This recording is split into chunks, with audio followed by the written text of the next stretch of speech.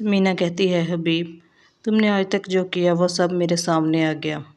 किस तरह तुमने बिजनेस को आसमान से ज़मीन पर गिराया, किस किस तरह तुमने अकाउंट्स में रद्द बदल किया और बिजनेस मुनाफे में होते हुए भी तुमने इसे खसारे में दिखाया।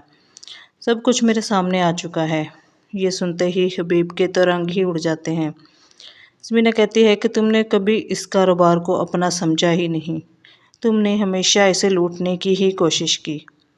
तो हबीब कहता है कि भाभी, आप इतनी तमहीद क्यों बांध रही हैं? साफ साफ क्यों नहीं कहती कि बिजनेस और घर अब आपके नाम है, तो आप मुझे यहाँ से निकालना चाहती हैं।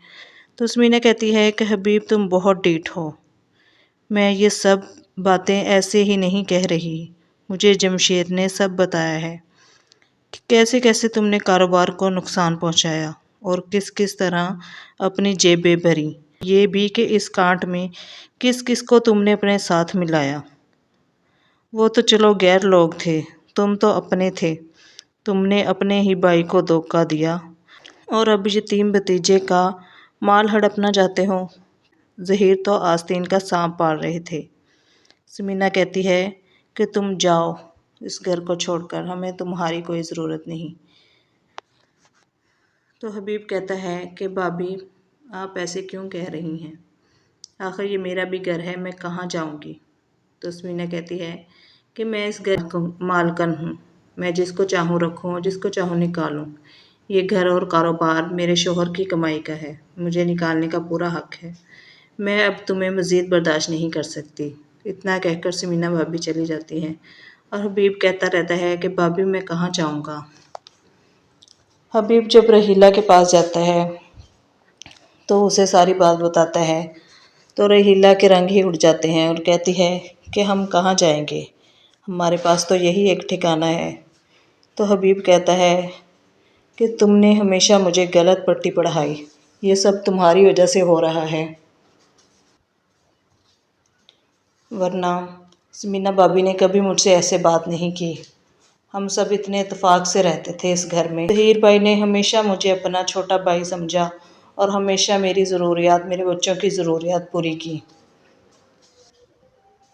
लेकिन मैंने उनके साथ बहुत बुरा किया, मुझे ऐसा नहीं करना चाहिए था। तो रहीला कहती है कि ये सब मैंने अकेली ने नहीं किया, आप भी इसमें बराबर के ज़िम्मेदार हैं। तो हबीब कहता है कि अब ये सोचो कि हम यहाँ से कहाँ जाएंगे।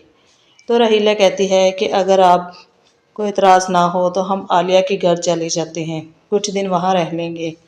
दूसरी तरफ जमशेद जब घर जाता है तो बहुत परेशान होता है, तो आलिया परेशानी की वजह पूछती है।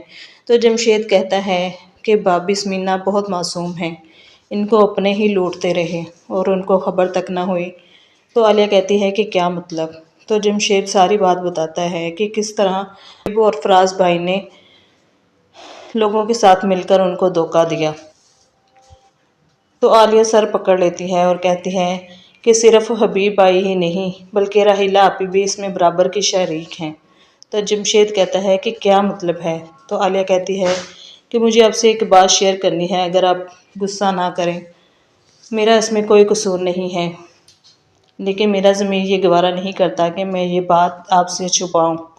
तो हबीब कहता है कि अच्छा, मैं गुस्सा नहीं करूँगा, तुम मुझे बताओ।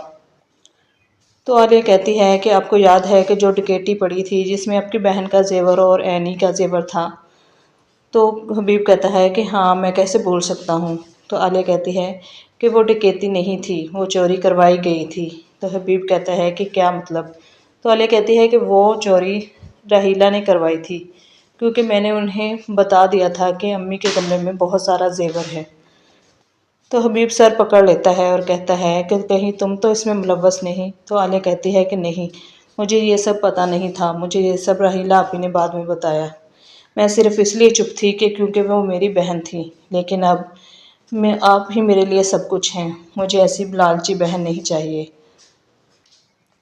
इतने में दरवाजे की बेल बजती है और आलिया देखती है तो रहीला अपने शोहर हबीब के साथ आ जाती है और इसे कहती है कि आलिया, हम कुछ दिन के लिए तुम्हारे पास रहने आए हैं।